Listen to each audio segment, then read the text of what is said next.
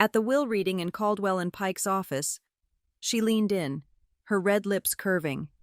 No hard feelings. 15 minutes later, in the back parking lot, her ringed hand cracked across my cheek, the sting of blood and exhaust fumes. What she didn't know was that the blow was the final key, unlocking a door I had bolted shut for a year. That door didn't open to an inheritance, but to the CEO's chair at Northwick Freight Systems. My name is Rowan Hale. The air on the 18th floor of Caldwell and Pike was thick with the scent of burnt coffee and the crisp, chemical smell of freshly printed paper. Outside, a persistent autumn rain streaked down the frosted glass, blurring the Cinder Falls skyline into a watercolor wash of gray and steel. The only sharp sounds were the rhythmic ticking of a grandfather clock in the corner and the soft, almost imperceptible rustle of legal documents in the hands of Mr. Caldwell. I sat perfectly still, my hands resting on the polished mahogany of the conference table. Across from me was my stepmother, Vivian Rusk. At 47, she was a masterpiece of curated elegance, poured into a charcoal tweed dress that probably cost more than my first car. Her makeup was a statement of warfare, foundation laid like a smooth, impenetrable fortress, an eyeliner flicked into sharp, feline points that made her eyes seem like they were constantly narrowing in judgment. She radiated a chilly, expensive perfume that failed to mask the faint, acrid scent of ambition that always clung to her. Mr. Caldwell, a man whose spine seemed to have been replaced by a stack of legal statutes, cleared his throat. "And to my only child, Rowan Hale," he read, his voice a dry monotone that sucked all emotion from the room. "I bequeath 12% of my voting shares in Northwick Freight Systems." A pause. I felt Vivian's gaze on me, heavy and possessive. "These shares," Caldwell continued, peering over his spectacles, "shall be held in trust, administered by my wife, Vivian Rusk, until such a time as a third-party ethics committee can verify that Rowan Hale has consistently met a set of moral and professional conduct standards, as detailed in Appendix C. The air solidified. It was a perfectly crafted cage. My father, even in death, had left me leashed to her. The shares were mine, but the voice they carried was hers. Vivian leaned forward slightly, the movement a slow, deliberate display of power. A smile, thin and predatory, touched her crimson lips. She placed her hand over my wrist where it lay on the table. Her fingers were cold, her rings hard against my skin. It wasn't a gesture of comfort. It was the closing of a manacle. "No hard feelings," she whispered, her voice a silken threat that was meant for me alone. I didn't react. I simply met her gaze, my own expression a placid, unreadable blank. I had spent years perfecting that blankness, turning my face into a wall she could not scale. The meeting concluded with the signing of papers. My signature was steady, a simple, clean stroke of ink. Vivian's was a flamboyant, arrogant scrawl.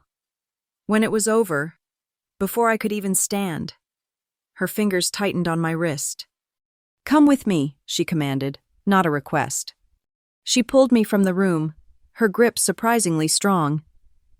We walked in silence through the hushed, carpeted hallways of the law firm, descended in a silent, mirrored elevator, and emerged not into the grand, public lobby, but through a side door that led to the rear parking structure. The air here was damp and cold, heavy with the smell of wet concrete and gasoline. The lighting was poor, cast by humming sodium lamps that bathed everything in a dirty, jaundiced yellow. The space was mostly empty, a cavern of concrete pillars and shadows. She finally released me near the skeletal frame of a lone, leafless tree that grew defiantly from a crack in the pavement. Her face, no longer needing the pretense of boardroom decorum, was twisted into a mask of pure contempt. "Do you really think you're a player in this, Rowan?" she hissed, her voice low and venomous. "You're nothing. You are a speck of grit in the gears of a machine you could never comprehend. Your father saw it. That's why he left me in charge, to protect his legacy from his own sentimental mistake. She took a step closer, invading my personal space, her expensive perfume now mingling with the stench of engine exhaust.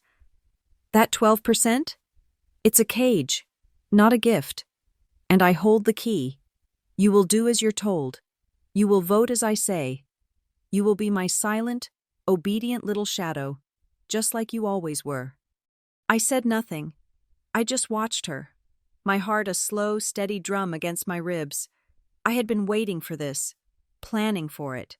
I had constructed the entire scenario in my mind, piece by piece, over the last year. I knew her rage, her arrogance, her need to physically assert her dominance when words failed her. My silence was the final provocation. It was the one thing she could never tolerate. It denied her the satisfaction of a reaction, the validation of my fear or anger. Her eyes flashed with a wild frustration. "You're nothing but grit," she snarled again, and then she struck. Her right hand came up fast. I saw the glint of the large sapphire on her ring finger an instant before it connected with my cheekbone. The impact was sharp, a starburst of white-hot pain. It wasn't a slap, it was a punch, delivered with the full, vicious weight of her body. I felt the skin break, the metallic tang of blood instantly filling my mouth. The force of it snapped my head to the side. I didn't dodge, I didn't flinch, I took the hit. And as the pain radiated through my jaw, a subtle, almost imperceptible vibration came from my left wrist. My smartwatch, a sleek, unassuming device, pulsed once against my skin. The micro camera embedded in its bezel, already active, was now locked in evidence mode, its algorithm flagging the sudden violent motion and the spike in ambient sound. My gaze, clear and focused despite the ringing in my ears, lifted from the cracked pavement and scanned the area. To our left, two of the building's security guards, men I knew were on Vivian's private payroll, suddenly found the distant wall intensely interesting, turning their backs as if on a synchronized cue. But to my right, parked in a shadowed spot 2 lanes over, a black sedan sat with its engine idling softly, its dashboard camera, a high-resolution model I had supplied to the contract driver myself, was aimed directly at us. Its small red recording light was a tiny, unwavering star in the gloom. I turned my head back slowly, letting the sodium light catch the fresh, bright trickle of blood running from the cut on my cheek. I looked directly at Vivian. Her chest was heaving slightly, the fury in her eyes now mixed with a triumphant cruelty. She believed she had won. She believed she had put me back in my place. I raised my hand, not to my face, but to adjust the cuff of my shirt, angling my watch just so, speaking in a calm, clear, and perfectly level tone designed for optimal audio capture. I said, "This constitutes an act of workplace violence, perpetrated by a designated trust supervisor against a beneficiary." The legalistic precision of the words, so alien in the raw, violent context of the moment, made her pause. Her triumphant smirk wavered, and then her eyes, those sharp, cat-like eyes, dropped to my wrist. She saw it. A tiny, pulsating blue light on the edge of the watch face, a silent beacon in the yellow murk, the universal symbol for active recording. For the first time since I had known her, the mask of Vivian Rusk shattered. The arrogance evaporated, replaced by a sudden, stark flicker of confusion, which quickly morphed into dawning horror. Her face went pale under its expensive foundation. She took an involuntary step back, her hand flying to her mouth. The hunter had just realized she had walked, with perfect, predictable rage, straight into the jaws of a trap. My father, Graham Hale, built Northwick Freight Systems from nothing but a single flatbed truck and a stubborn refusal to fail. He was a man of diesel and dust, of calloused hands and handshake deals sealed over lukewarm coffee in truck stop diners. Cinder Falls, Ashmont, was his town, a place of iron and industry, and Northwick was its beating heart, its arteries the highways that crisscrossed the nation. He understood logistics in his bones, the precise, unglamorous dance of weight, fuel, and time. He built an empire on the simple, powerful promise of getting something from here to there, safely and on schedule. When my mother died, the silence in our house was cavernous. Graham, a man who could command a fleet of 1,000 trucks, was lost in the quiet grief of an empty home. Into that vacuum stepped Vivian Rusk. She wasn't just a new wife, she was an acquisition, a PR agency darling, as the business journals called her, with a portfolio of corporate resurrections and a Rolodex that was the stuff of legend. She saw Northwick not as a legacy of hard work, but as an undervalued brand. She saw my father not just as a husband, but as a story waiting to be packaged and sold. And she was brilliant at it. The gritty, reliable image of Northwick Freight was polished until it gleamed. The company, and by extension our family, was suddenly splashed across the covers of glossy business magazines. The narrative Vivian curated was one of modern succession, of old-school grit meeting new-world glamour. It was a lie, but it was a beautiful one. I remember one photo shoot for Ashmont Business Quarterly with perfect, searing clarity. The theme was the Hail Rusk Unity, steering Northwick into the future. We were posed in front of a brand-new, polished chrome Northwick rig that had never seen a mile of actual highway. The air was hot from the photographer's lights.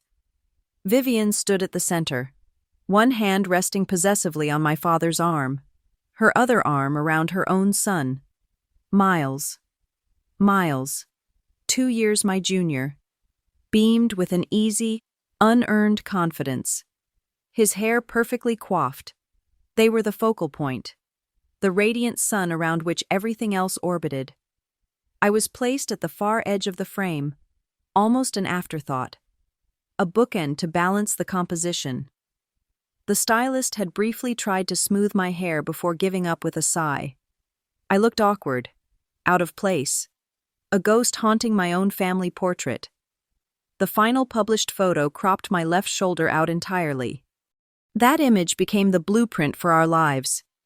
Vivian developed a specific vocabulary for public consumption. Miles, she would tell reporters with a proud, maternal glow, was the future of logistics. He was a visionary, a strategist, a natural leader. I was referred to, with a dismissive wave of her hand, as her practical child. It was a label meant to sound like a compliment, but designed to be a limitation. It implied I was good with my hands, with the tedious nuts and bolts, but lacked the grand vision necessary for leadership. I was the sturdy, unexciting foundation upon which the glorious Cathedral of Miles would be built. Our careers were assigned accordingly. Miles was given a corner office in the corporate strategy department, complete with a plush leather chair and a view of the Cinder Falls skyline. His days were filled with blue sky sessions and marketing luncheons. My career began on the warehouse floor, the night shift. My office was a shared break room that smelled of stale coffee and sweat. My view was the endless ballet of forklifts under harsh fluorescent lights. While Miles was learning to craft presentations about synergy, I was learning the actual business: load balancing, driver manifests, maintenance schedules, the precise weight a pallet of machine parts exerts on a stressed axle over a 1,000-mile journey. I learned the names of the drivers and their families. I learned the language of the loading dock, a dialect of efficiency and quiet competence that Vivian and Miles would never understand. 2 years ago, the engine of our world seized. My father had a massive stroke. He survived, but the man who returned from the hospital was a shadow. His mind clouded, his powerful voice reduced to a frustrated whisper. The command center was empty.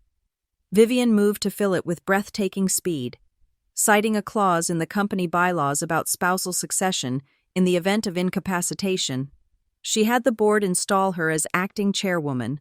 Her grief was a public performance, expertly managed for the investors and the media. Her first act was not to stabilize operations, but to reassure the market by bringing in a circle of friendly investors, her friends, who bought up a significant block of non-voting shares, cementing her influence. Family meetings ceased to exist. In their place, we had press conferences. Our private sorrow was packaged into corporate communications. My father's health was no longer a family matter. It was a quarterly update, carefully worded by Vivian's legal team. Emotion became a liability, a variable that needed to be controlled and deployed for maximum strategic effect. In that sterile, emotionless environment, I learned the true value of silence. While Vivian was mastering the art of the soundbite, I was mastering the language of the fine print. I spent my nights not just overseeing the loading of trucks, but poring over shipping manifests, supply chain reports, vendor contracts, and quarterly financial statements. My silence wasn't one of submission. It was one of observation and absorption. I wrote my silence into process improvements on the warehouse floor that saved the company millions. I coded my silence into macros that could cross-reference fuel expenditures with GPS logs. I embedded my silence in the footnotes of internal audits, flagging discrepancies that no one else bothered to read. We were moving on parallel tracks, preparing for two different kinds of war. Vivian trained herself for the camera, learning her best angles, rehearsing the lines that would play best to the investors. I trained myself for the boardroom, learning how to present data, how to build a case brick by brick, how to teach the board members to read the footnotes where the real story was always told. She spoke the language of branding and perception. I spoke the language of numbers, of evidence, of immutable fact. To the outside world, we were the Hale Rusk unity. The magazine covers continued, now featuring a somber but resilient Vivian at the helm, with Miles positioned as her capable right hand. I was occasionally mentioned in passing, the ever-practical Rowan, managing our core operations. We were a perfect modern corporate family. But inside the walls of Northwick Freight, we were two tectonic plates grinding against each other. The pressure had been building for 2 years, a deep, subterranean tension that made the air in every meeting feel thin and electric. It was a taut, high-tensile wire, stretched to its absolute limit, and in the yellow gloom of that parking garage, with the taste of blood in my mouth and the blue recording light pulsing on my wrist, that wire had just snapped. Vivian's consolidation of power at Northwick was not a hostile takeover. It was a parasitic infestation, quiet and methodical. It began not with a purge, but with a contract. Within a month of her appointment as acting chairwoman, she announced a synergistic rebranding initiative designed to realign Northwick's core values with the dynamic landscape of 21st century logistics. To spearhead this vital project, she hired an outside consultancy, a boutique PR firm named Aura Strategic. It was, of course, her own agency, the one she had supposedly left behind to devote herself to my father's company. A clear conflict of interest, but she papered it over with a disclosure buried in the minutes of a sparsely attended subcommittee meeting. The fees for Aura Strategic were astronomical. They billed for brand psychology audits, narrative architecture sessions, and semiotic resonance mapping. It was a masterclass in weaponized jargon, designed to sound impressive and be utterly indecipherable. But the money wasn't flowing directly to Aura. The invoices, which I began to track from my terminal on the night shift, were routed through a third-party vendor, a company I had never heard of, Madrigal Transit Partners. Madrigal had no website, no listed phone number, and its corporate address was a P.O. box in a neighboring state. It was a ghost, a digital shell company created for the sole purpose of inflating invoices and siphoning money out of Northwick. Aura would bill Madrigal. Madrigal would add a 60% markup, and then bill Northwick. The approval for these payments required two signatures. One was Vivian's, the other belonged to Miles. My stepbrother was the perfect accomplice, ambitious, lazy, and utterly incurious. Vivian placed him in charge of the marketing budget, a portfolio she had bloated to 3 times its previous size. His flagship project was the Northwick Green Road campaign, a multi-million-dollar initiative to promote our supposed commitment to environmental sustainability. The campaign materials were beautiful: lush videos of pristine forests, sleek graphics of electric trucks gliding silently down sun-dappled highways. The only problem was that Northwick didn't own a single electric truck. Not one. The trucks in the videos were CGI. The entire campaign was a fiction, a greenwashed fantasy paid for with real dollars. While millions were being funneled into Madrigal's phantom accounts, the real heart of the company was being bled dry. The first casualty was the driver bonus program, a system my father had implemented to reward safety and on-time performance.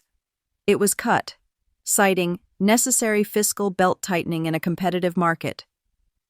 Morale on the docks plummeted. Performance metrics were then deliberately tangled into an impossible web of overlapping KPIs, making it nearly impossible for any driver to qualify for the scraps that remained. It was a closed loop. The manufactured budget crisis was used to justify cuts that demoralized the workforce, and the resulting dip in performance was then used to justify further oversight and more consultancy fees. It was perversely elegant. From the warehouse, I built my war room. It wasn't a physical space, but a private, encrypted dashboard I coded myself, running on a server firewalled from the main Northwick network. It was my lens, a way to see the heat signature of corruption. I wrote scripts that cross-referenced financial outflows with vendor credentials, project timelines, and personnel approvals. Slowly, patterns began to emerge. The dashboard glowed with hotspots, red flags of data that screamed theft. The payments to Madrigal Transit Partners were a raging inferno. The smoking gun arrived on a Tuesday night at 3 a.m. I was tracing a series of invoices from Aura Strategic, billed through Madrigal, for a 2-week intensive brand immersion workshop. The timesheets detailed 16-hour workdays for a team of 10 consultants. The total invoice was for just over $1.2 million, out of pure, methodical diligence. I ran the dates of the workshop against public social media data. A feed of professional photos appeared on my screen. It was Miles's wedding, a lavish, ridiculously opulent affair at a lakeside resort. The event's primary sponsor, listed on a large banner behind the wedding cake, was Aura Strategic. The date of the wedding fell squarely in the middle of the supposed 2-week intensive workshop. They were billing Northwick for 16-hour workdays while they were sipping champagne and funding my stepbrother's wedding. They weren't just thieves. They were arrogant, sloppy thieves. I downloaded every photo, every timestamp, every geotag. Vivienne knew that data was a threat, but she saw the threat in terms of leaks and whistleblowers. Her solution was to control the narrative from the inside. She undertook a corporate restructuring, consolidating communications, human resources, and the softer, non-litigious aspects of the legal department into a single nebulous entity she called the Office of Corporate Culture. It was a stroke of tyrannical genius. With one move, she now controlled the company's official messaging, all internal investigations, and the very definition of acceptable workplace conduct. Any complaint about her, or Miles, would now have to pass through a department whose sole purpose was to protect her. It was a fortress of bureaucracy, an impenetrable shield of plausible deniability. But I wasn't planning a frontal assault. I was laying a siege. I worked in the digital shadows, building an infrastructure of evidence. I rerouted copies of all executive-level payment approval requests to a secure off-site server. I wrote a script to log keycard access to the executive floor and the records archive, creating a precise map of who met with whom and who was accessing which files. I even began tracking email metadata, specifically attachments, I couldn't read the emails, but I could see a flurry of PDF deletions and file transfers between Vivian, Miles, and the ghost that was Madrigal, a frantic digital cleanup that told its own story. My paranoia extended to the physical world. Northwick, like any large company, shredded tons of documents. I knew Vivian would eventually try to erase the paper trail. So, I used my access to the warehouse supply system to implement a new, seemingly benign inventory protocol. Every bale of shredded paper and discarded documents leaving the facility for recycling was now tagged with a tiny, adhesive RFID chip, logged with a date and time stamp. I had a friend who worked at the municipal recycling plant. The bales were being set aside, unopened. For a year, I gathered this mountain of data. I had irrefutable proof of wire fraud, embezzlement, and conspiracy. I had enough to send Vivian and Miles to prison and burn Aura Strategic to the ground. But I held back. I didn't file a report with the SEC. I didn't leak the story to the Ashmont Ledger, because the evidence I had, while damning, was for a corporate crime. It would result in lawsuits, fines, and perhaps jail time. But it would not give me control of the company. It would not honor what my father had built. My play was for Northwick itself, and the key to that was not in the financial records, but in the precise, peculiar wording of my father's will. The transfer of voting rights was contingent upon the morals compliance clause. The financial crimes were the ammunition, the payload of the missile. But I still lacked the launch code. I needed a different kind of trigger, an unambiguous, personal, and provable moral breach, an act of violence, of coercion, of abuse of power against the heir. I needed her to cross a line, not just on a balance sheet, but in the physical world. I had built the entire trap. All I needed was for her to lose her temper, to feel so untouchably powerful that she would take the bait. And in the piss-yellow light of that parking garage, with her sapphire ring cutting into my skin, she had finally, beautifully, done just that. The trap wasn't the watch on my wrist. The watch was merely the detonator. The trap itself was a construct of law, time, and human psychology, built meticulously over the last year of my father's life. It was a legal machine, and I had just fed it the perfect catalyst. It began in his study, with the scent of old leather and his fading cologne hanging in the air. He was lucid that day, his mind a small, bright island in a fog of confusion. With him was Drayton Cole, a retired federal judge and an old friend of his, serving as his independent counsel. It was Drayton and I who drafted the addendum to his trust. We called it the Morals Compliance Clause. It was my invention, born from a deep and certain understanding of Vivian's character. My father, in his fragile state, saw it as a way to ensure I walked the straight and narrow. But I knew its true purpose. I had sold it to him as a shield for the company's reputation. In reality, it was a sword I was placing in a scabbard, waiting for the right moment to draw. The language was Drayton's masterpiece of legal precision. It stated, in unambiguous terms, that should the appointed trustee, Vivian, engage in any verifiable act of physical violence, psychological coercion, or malicious abuse of fiduciary power directed at the primary beneficiary, the clause would be triggered. A trigger event would initiate an immediate, mandatory review by an independent ethics arbiter. And, most importantly, it would activate a temporary but total reallocation of the trust's voting rights to the beneficiary for a 90-day cooling-off and assessment period. Vivian had skimmed it, her eyes gliding over the legalese, seeing it as just another set of hoops for me to jump through. She never imagined it applied to her. The designated arbiter was my next move. I registered the trust with Equitrust, a corporate governance firm based out of Chicago. They were the gold standard in corporate ethics, a faceless, implacable third party whose only currency was their unblemished reputation. They were now contractually obligated to perform a quarterly audit of the trust's administration. Their involvement lent an unimpeachable legitimacy to the entire process. This would not be a family squabble. It would be a documented corporate governance failure. With the legal framework in place, I constructed the evidence-gathering mechanism. The smartwatch on my wrist wasn't a consumer gadget. It was a prototype from a logistics tech company we were partnering with, part of their new safety pilot program for long-haul drivers. The program was designed to monitor driver fatigue and provide an instant black box recording in case of an accident. It logged GPS, heart rate, ambient audio, and high-definition video in short, encrypted bursts.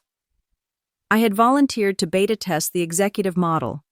Its true purpose, as far as I was concerned, had nothing to do with driver safety. It was my personal black box. But a single source of data is a liability. It can be challenged, dismissed. I needed a web of corroboration. The rear parking structure of Caldwell and Pike is monitored by 2 public security cameras. They're old, their resolution is poor, and their angles are not ideal.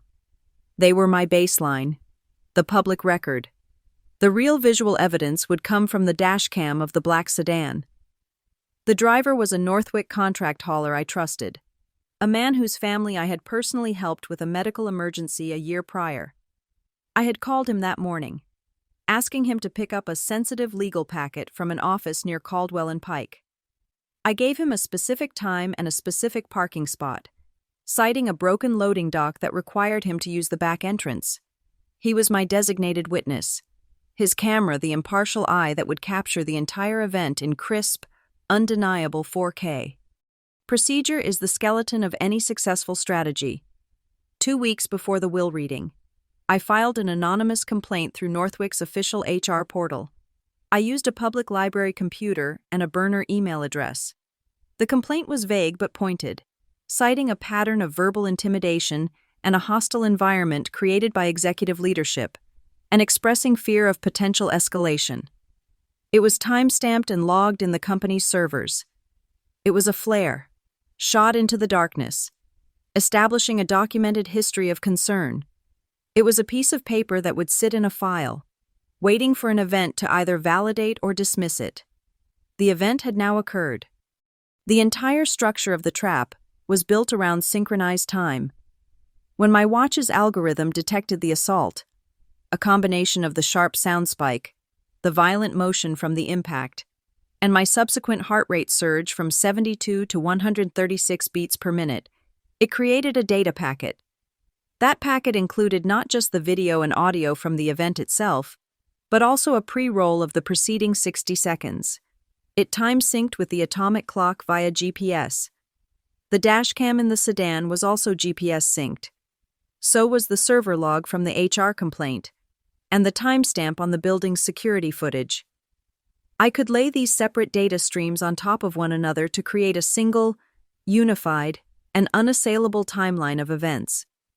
The background noise recorded by my watch, the specific frequency of the humming sodium lamps, the distant rumble of the I-87 overpass, would be a sonic fingerprint, proving the audio hadn't been doctored or recorded elsewhere.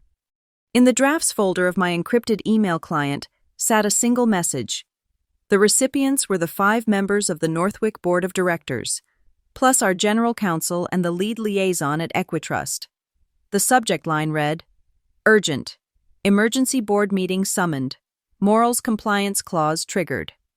The body of the email was simple, stating that an event had transpired requiring their immediate attention as per the bylaws of the Hale Family Trust. Attached were 2 password-protected files. One was a copy of the clause itself. The second was an empty container, a placeholder. All that was required was for me to drag the data packet from my watch into that container, enter the password, and press send. The entire architecture of my year-long war was balanced on the head of that single, digital pin. The signal was the strike itself, but the proof of intent was in her words.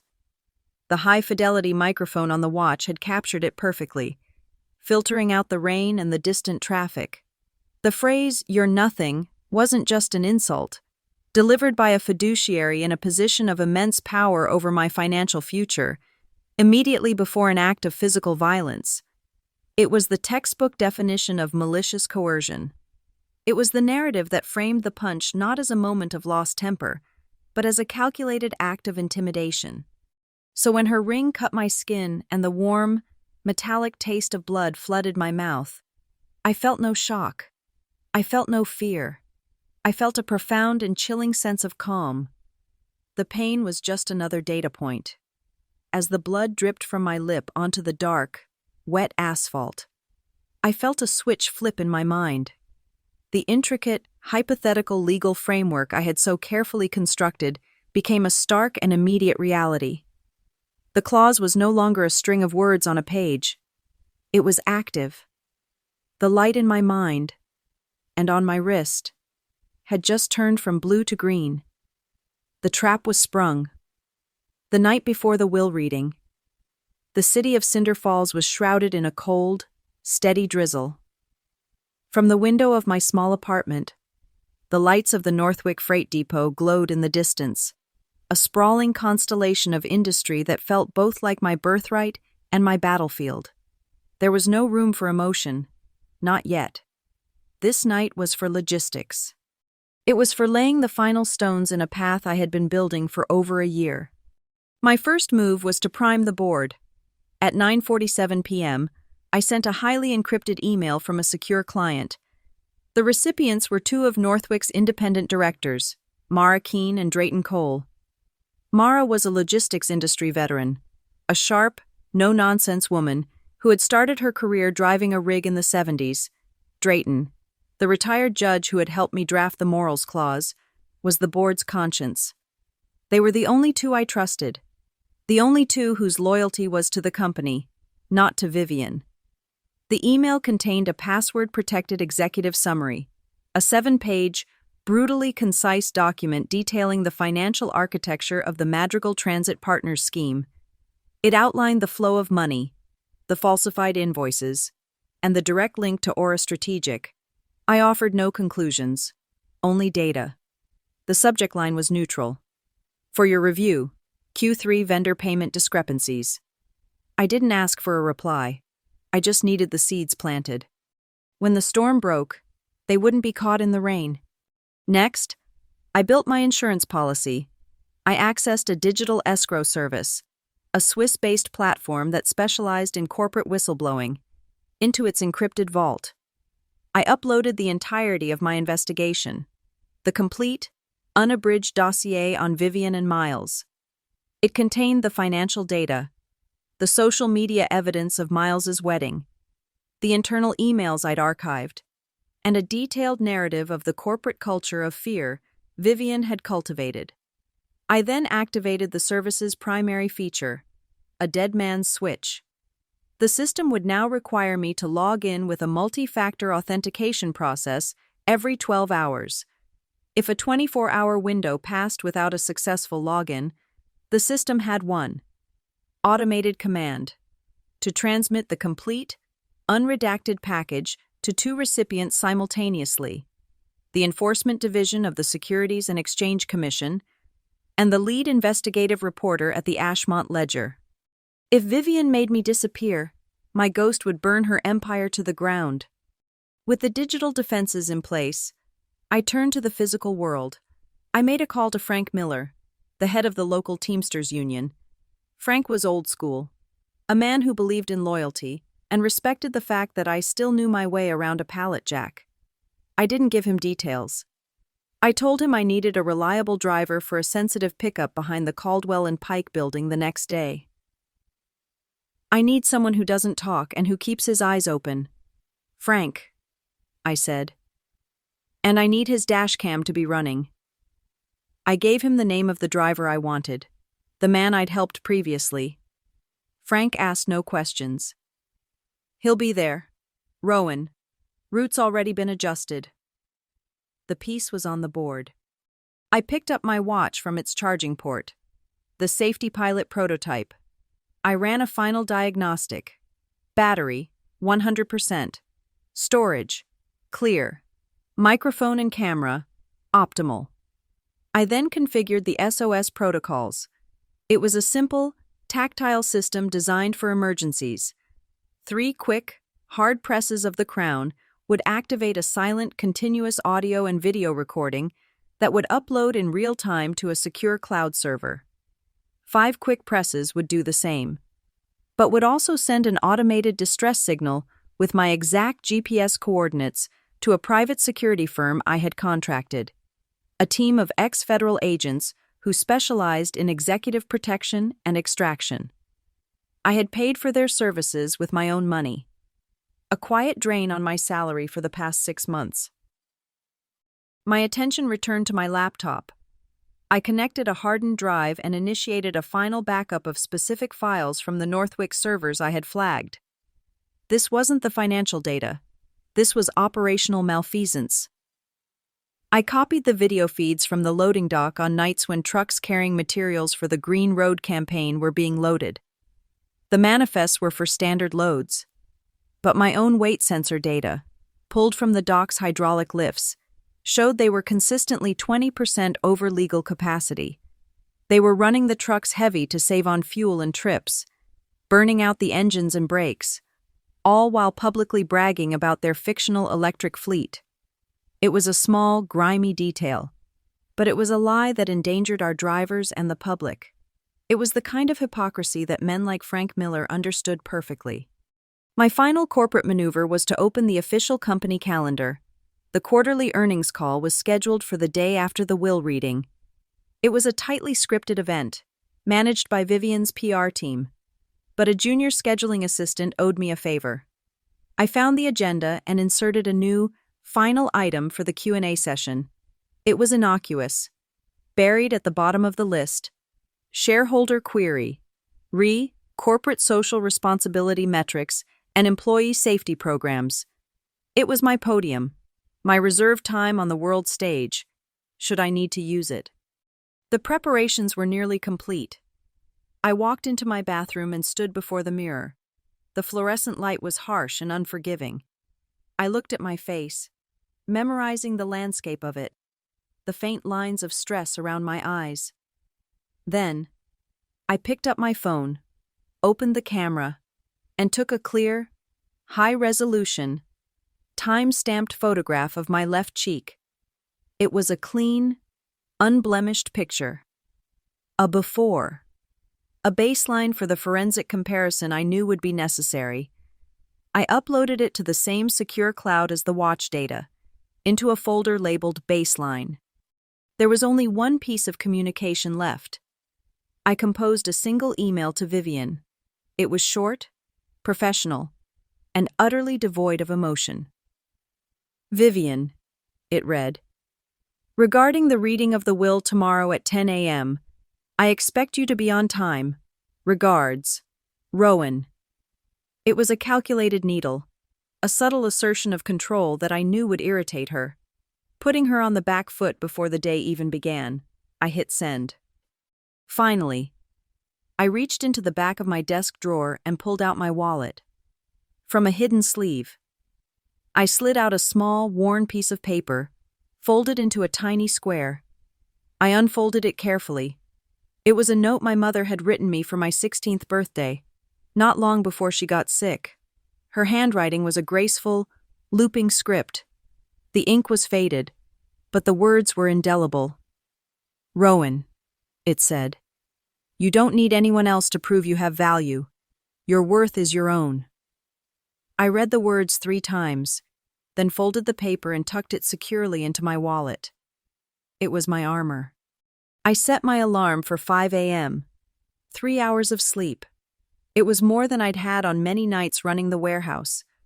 As I lay in the dark, listening to the rain against the glass, I didn't feel fear. I felt the quiet hum of a complex machine, all its gears finally clicking into place. Sleep came quickly, and with it, a dream. I was standing on a vast, flat plain, and stretching out before me were thousands upon thousands of Northwick freight containers, standing on end like dominoes, and I had just extended my finger, about to touch the first one, the world came back into focus not as a wave of pain, but as a stream of data. The first sensation was the sharp, coppery taste of my own blood. The second was the quiet, haptic confirmation from my watch as it saved and encrypted the data packet. In my mind, I could already see the file, could hear the sound wave analysis, the ambient noise of the rain-slicked parking garage, and then the sharp, percussive spike, the dry, ugly thock of Vivian's sapphire ring connecting with my zygomatic arch. It was a clean, acoustically perfect recording of a crime. My eyes refocused, locking onto the black sedan. Its dashcam's red light was a promise. I knew what the footage would show, a wide shot capturing the entire interaction, followed by a digital zoom I had pre-calibrated, focusing on Vivian's face, contorted with rage. It would capture the precise moment of the strike. And if the resolution was as good as the manufacturer claimed, it would capture the reflection in her sunglasses, which she hadn't bothered to take off, the distorted, but identifiable, image of the two security guards turning away, and the license plate of their vehicle. Complicity, recorded in a sliver of reflected light. On my wrist, the watch was already processing. The AI, designed to detect the sudden G-force of a vehicle collision, had instead registered the impact against my head. It cross-referenced this with the audio spike and the immediate, frantic surge of my heart rate, documented as jumping from a resting 72 to a peak of 136 beats per minute before starting its controlled descent. A new event marker was created on the timeline, tagged by the algorithm with cold digital finality. Assault event detected, 10:17:32 a.m. Vivian was still staring at the blinking blue light on my wrist, her mind catching up to her actions. That moment of hesitation was all I needed. I reached into my jacket pocket and pulled out a small, folded tissue. Methodically, I dabbed, not wiped, the blood from the corner of my mouth. Then, from the same pocket, I produced a tiny, clear plastic baggie with a Ziploc seal. I placed the blood-stained tissue inside, pressed the air out, and sealed it. A perfect sample. Her DNA, mixed with mine, from the skin cells that would be on the sapphire setting. A prosecutor's tidy little exhibit. I turned and began walking back toward the building's side entrance. My steps measured and even. I didn't run. I didn't look back. As I walked, my phone buzzed in my pocket. A secure message from the contract driver. It was a single screenshot from his logistics app, a map showing his vehicle's location, pinned precisely in the Caldwell and Pike parking structure, with the time, 10:17 a.m., displayed in the corner, his own digital alibi, and my corroborating timeline. Every piece was snapping into place. The elevator ride back up to the 18th floor was silent. The mirrored walls showed me a stranger, a calm, composed individual with a bleeding cut on their cheek.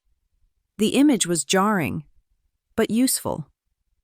When the doors opened onto the hushed, carpeted lobby of the law firm, I walked directly into the brightly lit restroom. The light here was cold, white, and clinical, perfect for documentation. I took out my phone again and, referencing the baseline photo I had taken the night before, I took the after shot. The cut was clean, the bruising already starting to bloom. A faint purple shadow under the skin. Time-stamped, geotagged, uploaded. Then, leaning against the cool marble of the sink, I initiated the launch sequence. I opened my encrypted email client and pulled up the draft I had prepared. I dragged the data packet from my watch's secure cloud folder. A single, 78-megabyte file containing the video, the audio, the biometric data, and the AI-generated event log, into the body of the email. I entered my password, a complex 24-character string. My finger hovered over the send button for a single, deliberate heartbeat.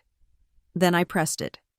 The email, with the subject line, "Urgent, emergency board meeting summoned, morals compliance clause triggered," was on its way to Mara Keene, Drayton Cole, the rest of the board, and the automated intake system at Equitrust. Less than 45 seconds later, a system-generated reply appeared in my inbox. It was from Equitrust. The message was stark, devoid of any human touch. Receipt of complaint confirmed. Case file 774B opened. Pursuant to Section 4, Paragraph 2 of the Hale Family Trust, a temporary freeze on all voting rights held within said trust is hereby initiated pending preliminary investigation. All parties will be contacted within 24 hours. The machine was running. The voting rights Vivian had celebrated securing less than an hour ago were already frozen, neutralized by a system she had never bothered to understand. When I stepped out of the restroom, 2 security guards, the same 2 from the parking garage, were waiting for me. Their expressions were a mixture of nervousness and forced authority. "Ma'am," the larger one said, stepping in front of me. "We've had a complaint. You're being accused of causing a disturbance. You need to come with us." Vivian's first move: use her hired thugs to isolate me, to control the narrative, to paint me as the aggressor. I didn't say a word. I simply stood my ground and looked past them, down the hallway. And then, my own pieces began to move on the board. From the main reception area, a new figure appeared. It was Frank Miller, the union head, a bull of a man in a worn work jacket. He wasn't supposed to be here, but his presence was a clear message. "Whoa there, boys," Frank said, his voice a low rumble that filled the hallway. "This is an active Northwick worksite issue now. There's a formal HR complaint on file. You touch a potential victim before a corporate rep gets here, and the union will file a grievance that'll tie this whole building up in knots for a month. We follow procedure now." He didn't threaten. He just stated the rules. Rules that he knew, and they didn't. The guards froze, confused. Their simple script of physical intimidation had just been countered by a complex one involving unions and corporate liability. As they hesitated, the elevator doors opened again. Vivian strode out, her composure restored, a predatory smile already forming on her lips. She had come to watch her security handle me, to see me humiliated and removed. She saw me. Then she saw Frank Miller, and her smile faltered for a fraction of a second, a flicker of annoyance in her eyes. But then she straightened, ready to assert her authority. She opened her mouth to speak, to dismiss Frank, to command the guards. But her words died in her throat, because she looked past me and saw who had just stepped out of the second elevator. Standing by the reception desk, their faces grim and unreadable, were Mara Keene and Drayton Cole. They were not smiling. Mara's eyes were fixed on the cut on my cheek. Drayton was holding his phone, and on its screen, I could see the subject line of my email. Vivian's smile didn't just fade, it froze. It cracked.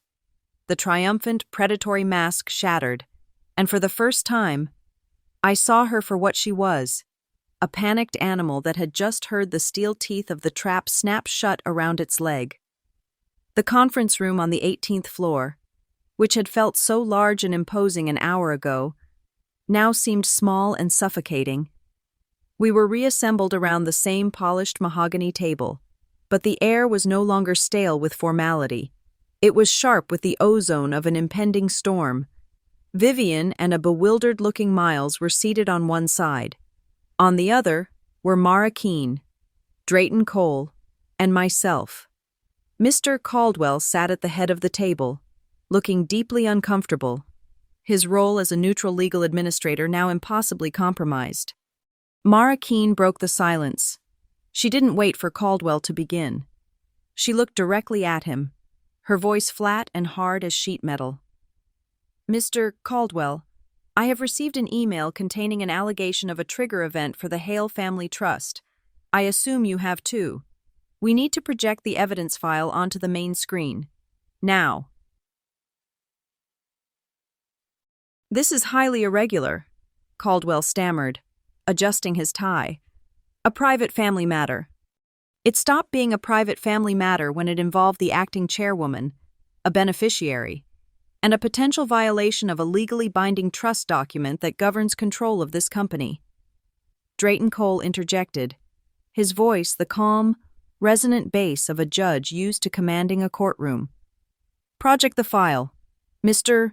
Caldwell. Defeated. Caldwell nodded to his assistant. A moment later, the large screen at the end of the room flickered to life. The dingy, yellow-lit world of the parking garage filled the pristine, wood-paneled room. The image was stable, the audio crystal clear. The entire room watched the silent, tense conversation, and then saw Vivian's hand lash out. The sound was shocking in the quiet room, a sharp, ugly thwack that made Caldwell physically flinch. And then, Vivian's voice, captured in high-fidelity audio, filled the space, dripping with contempt. "You're nothing. You are a speck of grit in the gears of a machine you could never comprehend." The sound of it, the sheer venom, seemed to suck the oxygen from the air. The video ended. The screen went black. Silence. Mara's eyes were fixed on Vivian. "Is that an accurate recording of events that took place approximately 20 minutes ago?" "It's been edited. It's taken out of context," Vivian shot back, her voice a little too loud, a little too shrill. "She provoked me. This is a setup." The raw file contains an unbroken 60-second pre-roll and is synced to the building's public camera feed, I said calmly, my own voice sounding distant to my ears. "The metadata is verifiable." Drayton Cole slid a document across the table. "Mr. Caldwell, this is Appendix C of the late Mr. Hale's Trust, which you yourself authenticated. Would you please read Section 2, Paragraph 4, aloud for the board?" Caldwell picked up the paper, his hands trembling slightly. He cleared his throat. "Should the appointed trustee engage in any verifiable act of physical violence or malicious abuse of fiduciary power directed at the primary beneficiary, said actions will trigger an immediate, mandatory review and activate a temporary but total reallocation of the trust's voting rights." He trailed off, unable to finish. "Able." "The language seems quite clear," Drayton said into the void. "Is it, in your legal opinion, a valid and enforceable clause?" Caldwell swallowed hard, looking at Vivian, then at the unyielding faces of Mara and Drayton. "Yes," he conceded, the word barely a whisper. "It is." "Then I call for a vote," Mara announced, her voice ringing with authority. "A vote on the temporary suspension of Vivian Rusk from her duties as acting chairwoman of Northwick Freight Systems, pending the full investigation by Equitrust as stipulated. All in favor?" Mara's hand shot up. Drayton's followed a second later. I raised my own. Two other board members, a banker and a tech CEO who had joined the meeting via video conference, looked at each other, then slowly raised their hands. It was a majority. "The motion carries," Mara declared. "You can't do this!" Vivian shrieked, slamming her hand on the table. On the wall behind her, a framed print of the scales of justice, a standard piece of law office decor, trembled slightly from the impact. "This company is nothing without me." "That is a matter for the shareholders to decide," Drayton said coolly. He then turned to Caldwell. "Furthermore, I move that we freeze all discretionary spending accounts overseen by the Office of the Chairwoman, specifically any and all payments to the marketing vendor, Madrigal Transit Partners, pending a full forensic audit." "Seconded," Mara snapped. The vote was unanimous this time. The money was cut off. Miles, who had been sitting in stunned silence, finally found his voice. "Wait, you can't just... This is a family matter. This is about my mother and her. You can't let this happen," he pleaded, his voice cracking. He looked around the room, searching for an ally and finding none. "Your mother made it a company matter when she assaulted a company shareholder on company-adjacent property," Mara said, her voice devoid of any sympathy. "And Madrigal Transit Partners made it a company matter when they started siphoning millions from our marketing budget." "That's a lie," Miles shouted. "Is it?" I spoke for the second time. I slid my tablet to the center of the table and tapped the screen. The video of the assault was replaced by a simple, elegant chart. This is the cost-benefit analysis for the Green Road campaign. As you can see, we have spent over $4 million on marketing and consultancy fees. The corresponding column, capital expenditure on electric vehicles or charging infrastructure, remains at zero. We have spent $4 million promoting trucks we do not own. Those fees were paid to Madrigal. The campaign was approved by Miles Rusk. The data was cold, simple, and damning. Miles stared at the screen, his face draining of all color. Vivienne rose from her chair, her face a mask of pure fury. "I built this company back from the brink," she yelled, pointing a trembling finger at me. "Your father was losing it. I brought in the investors. I polished the brand. I did this, not you. You were in a warehouse, playing with trucks." Behind her, a large, formal portrait of my father, Graham Hale, hung on the wall. In the painting, his eyes were clear and focused, his expression determined. He seemed to be looking right at her, a silent, unmoving witness to her rage. The company's general counsel, who had remained silent throughout the proceedings, finally spoke. "Given the triggering of the trust clause in these preliminary financial allegations," he said cautiously, "I would strongly recommend we convene an emergency meeting of the shareholders within the next 48 hours to provide full transparency and elect an interim chairperson." "I agree," Drayton said. The fight had gone out of Vivienne. She sank back into her chair, her breathing ragged. She looked old, and for the first time, small. Mara Keene looked at me. "Rowan, do you have anything to add?" I stood up, my legs surprisingly steady. I looked around the table, meeting each of their eyes, before finally letting my gaze rest on Vivienne and Miles.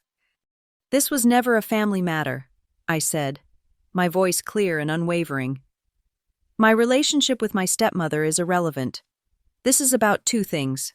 First, it is about workplace safety. An executive cannot be allowed to physically assault a subordinate, regardless of their relationship. Second, it is about corporate ethics. We cannot allow our leadership to treat this company's treasury as their personal bank account. We move freight. We don't launder money. That's all." I sat down. The finality of my words hung in the air. The battle was over. The rout was complete. After a long, heavy silence, Mr. Caldwell's assistant, a young, nervous-looking man, walked quietly to the head of the table. He picked up the leather portfolio and nameplate that marked Vivienne's position. Then, he took a folded piece of white cardstock from his pocket and placed it gently on the back of the now empty, high-backed leather chair. It read, in simple black letters, "Vacant." The word "vacant" on the back of Vivienne's chair was an anchor in the swirling chaos of the room. It was a statement of fact, a declaration of a new, unsettling emptiness at the center of power. For a moment, it seemed the proceedings were over. The coup was complete. But then, Mr.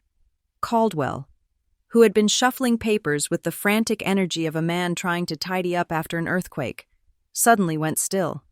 "Wait," he said, his voice thin. "There is one more thing, an addendum." All eyes turned to him.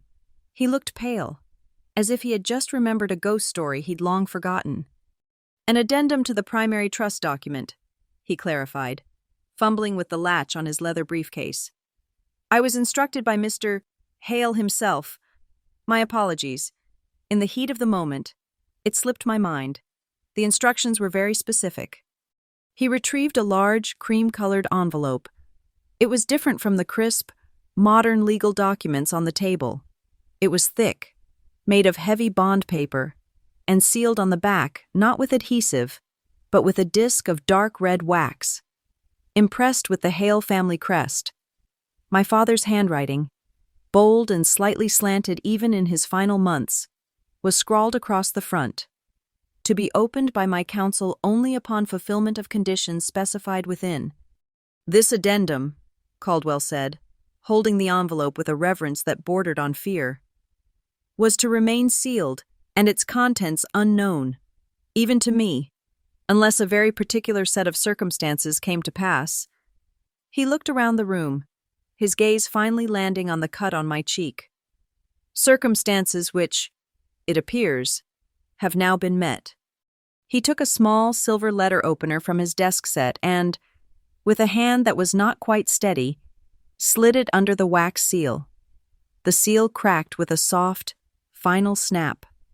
The sound was unnervingly loud in the tense silence of the room. He carefully withdrew a single sheet of paper, unfolded it, and began to read.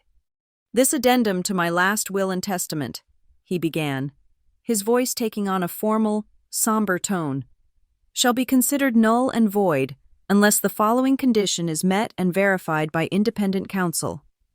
He paused, taking a deep breath. "The condition is this, that the primary beneficiary of my trust, my child, Rowan Hale, suffers a verifiable act of physical harm, however minor, directly inflicted by the trust's appointed fiduciary." A collective, sharp intake of breath was the only sound. Vivian stared at the letter as if it were a serpent, her face a mask of utter disbelief. She had not only walked into my trap, she had walked into my father's. He had seen this coming. He had known her, even better than I did. Caldwell continued, his voice now gaining strength, as if he were reading a judgment from the bench. "In the event this specific condition is met, the following directive shall be executed immediately and without appeal." He looked up from the page, his eyes locking with mine for a brief, startling moment, and I saw a flicker of something I hadn't expected: respect.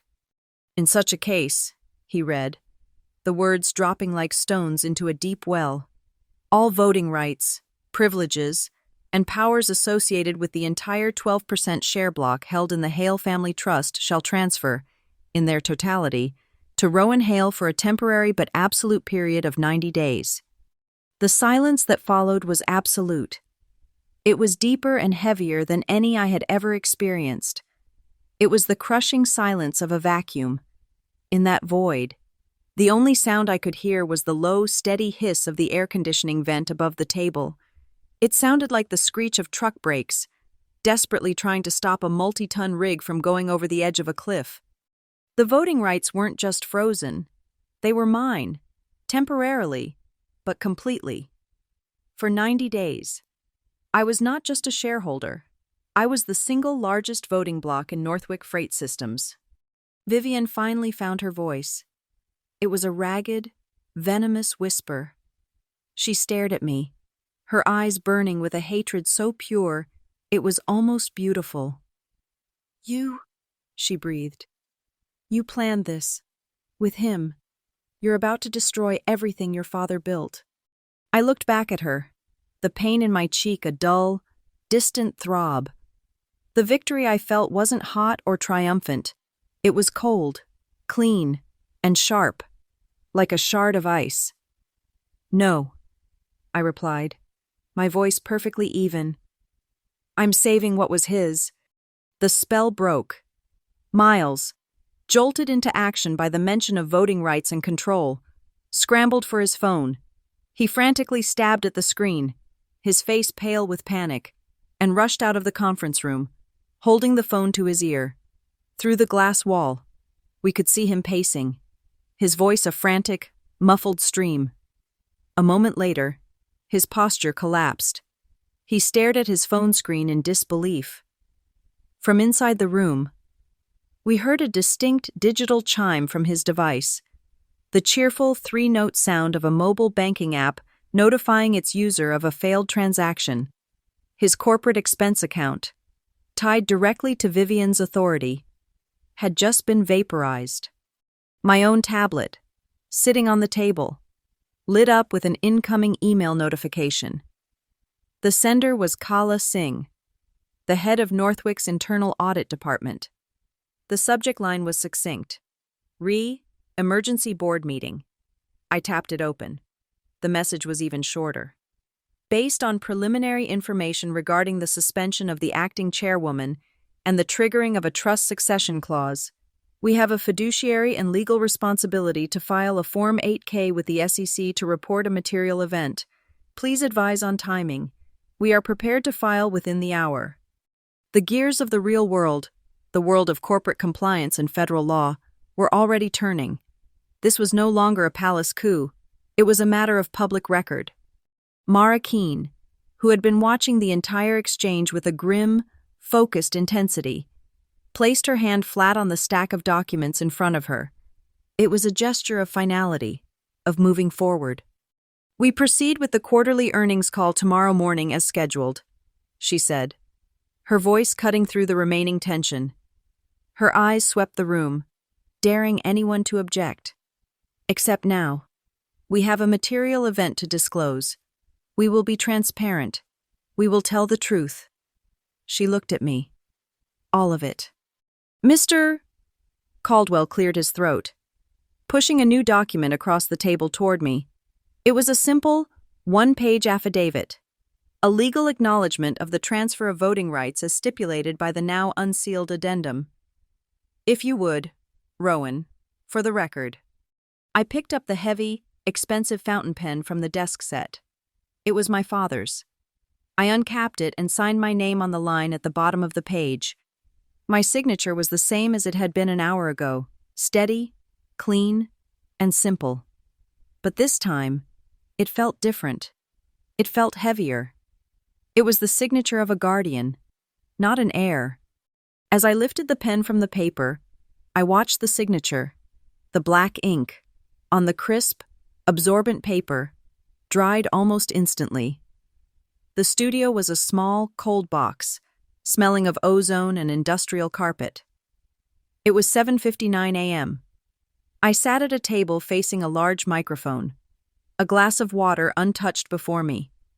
Mara and Drayton were in the control room behind a pane of glass, their faces illuminated by the glow of monitors. On a screen to my left, a countdown clock ticked toward 8 o'clock. This wasn't a boardroom. It was a broadcast to the entire financial world. The quarterly earnings call. The clock hit 0. A small red on-air light blinked on. "Good morning, and thank you for joining the Northwick Freight Systems third quarter earnings call." I began, my voice steady, betraying none of the adrenaline coursing through my veins. "This is Rowan Hale.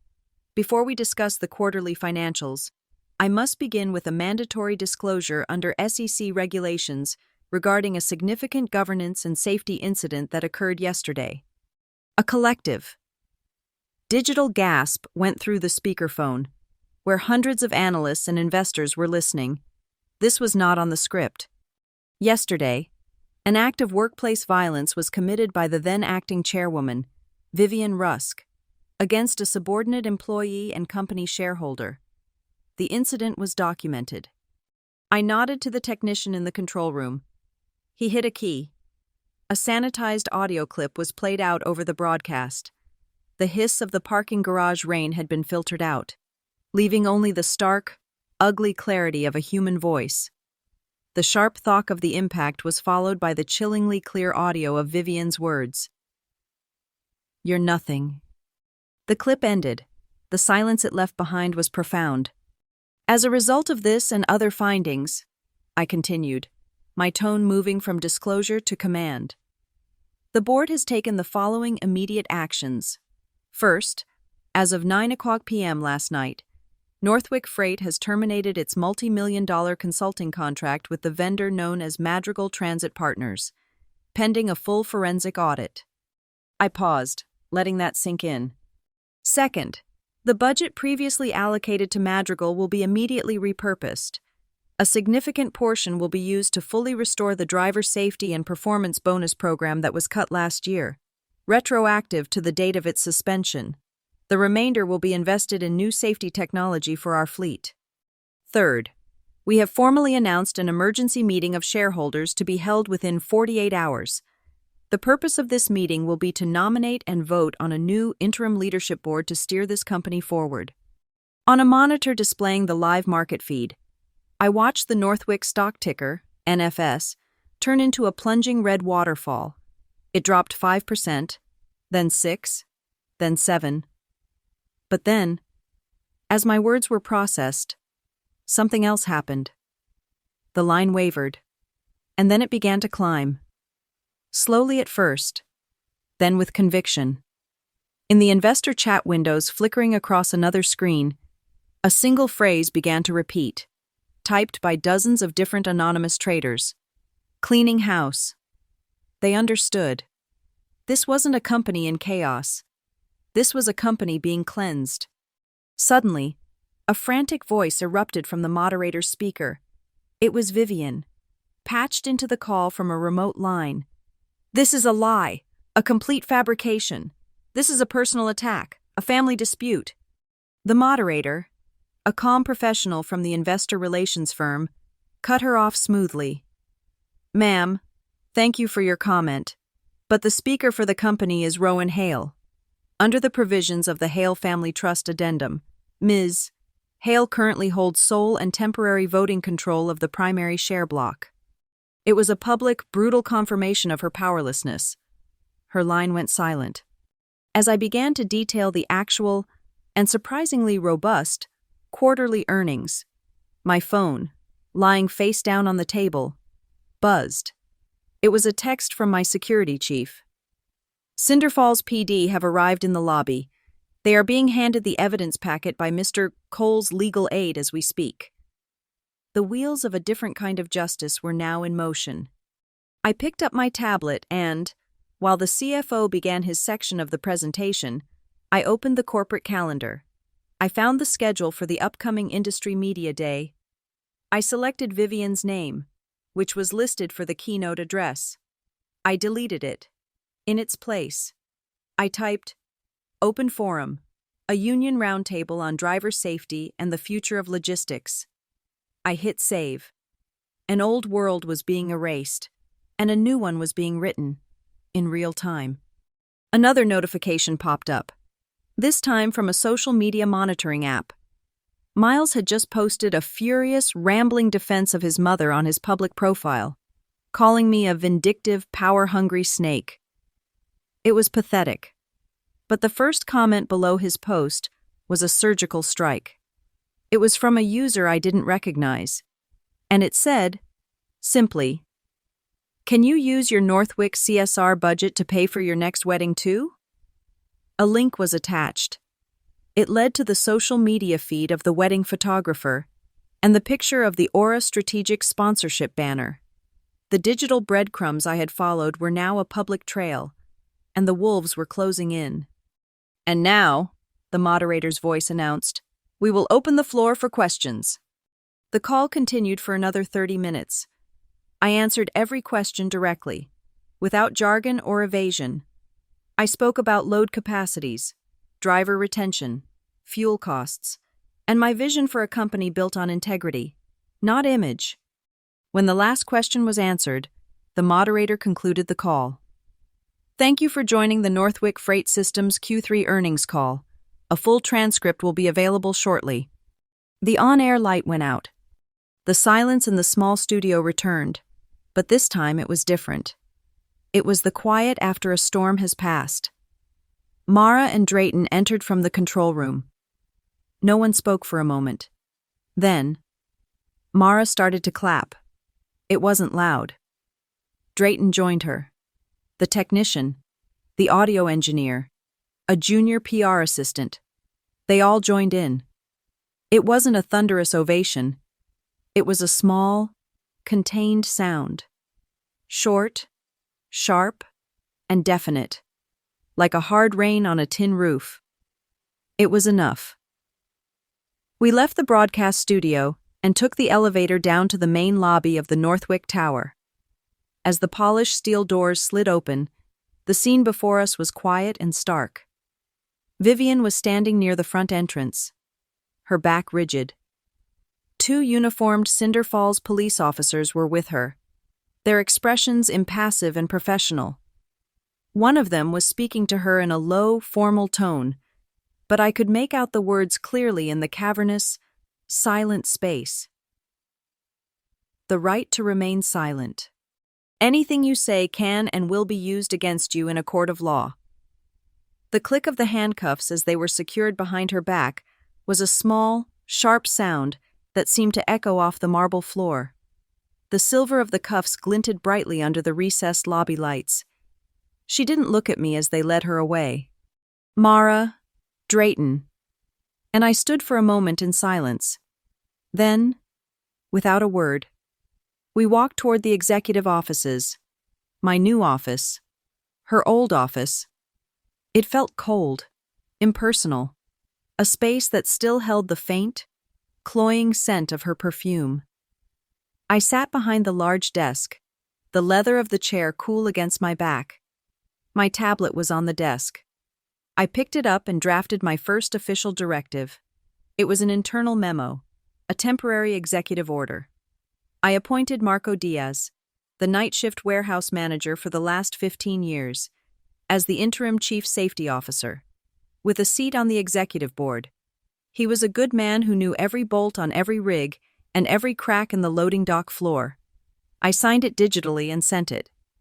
The first stone of a new foundation. Mara walked over to the desk. She placed a small, sterile medical bandage on the polished wood. "You should cover that cut," she said, a hint of something warm in her usually gruff voice. CEO. The title sounded strange, a suit of clothes that didn't quite fit yet. I nodded and walked over to the private restroom attached to the office. I flipped on the light and looked at my reflection in the large, ornate mirror. The cut was no longer bleeding, but a dark, purplish line was forming along my cheekbone where the sapphire had struck. It was ugly, and it was, in its own way, beautiful. It was a receipt, proof of purchase, a mark of ownership I had earned. I left it uncovered. I walked back out, through the office, and into the main lobby. The police were gone. The reporters hadn't arrived yet. The space was in a state of suspended animation. I walked through the towering glass atrium, my footsteps the only sound. I didn't stop until I reached the large revolving doors at the entrance, and then turned to stand on the precise slab of polished granite where she had stood just moments before, stripped of her power. It was the very same spot where, 24 hours earlier, she had struck me. The war had begun here, and it had ended here. Slowly, I lifted my left wrist. My watch face was dark and unassuming. I pressed the crown firmly, navigating to the Safety Pilot app. I found the icon for the active recording, the one that had been silently running and uploading for the past day as a precaution. I pressed it. A prompt appeared. "Stop and save recording?" I tapped confirm. The tiny blue light on the bezel, my constant companion in the fight, blinked twice, and then went dark. The war was over. I pulled out my phone and opened a secure messaging group for the Northwick warehouse shift managers. I typed a single sentence. Effective immediately. Restore the annual performance and safety bonuses for all night shift drivers. I hit send. Through the massive glass walls of the lobby, I could see the city moving, alive and indifferent. In the distance, a convoy of Northwick freight trucks rumbled onto the on-ramp for the interstate, their powerful engines a low, steady thrum. It wasn't a roar. It was something deeper, more constant. The sound of a distant ocean, the sound of work being done, the sound of my father's legacy. I stood there for a long time, looking out at the city, not back at the empire I had just claimed, and I whispered the words to the empty, echoing lobby, to the ghost of the woman who had just been led away. No hard feelings. Cut scene. The end. Thank you so much for listening to the story. To connect with our community, comment below and let us know where in the world you're tuning in from so we can share our thoughts together. Please consider subscribing to the channel and liking the video. For extra support, hit that hype button to help this story be heard by so many more people.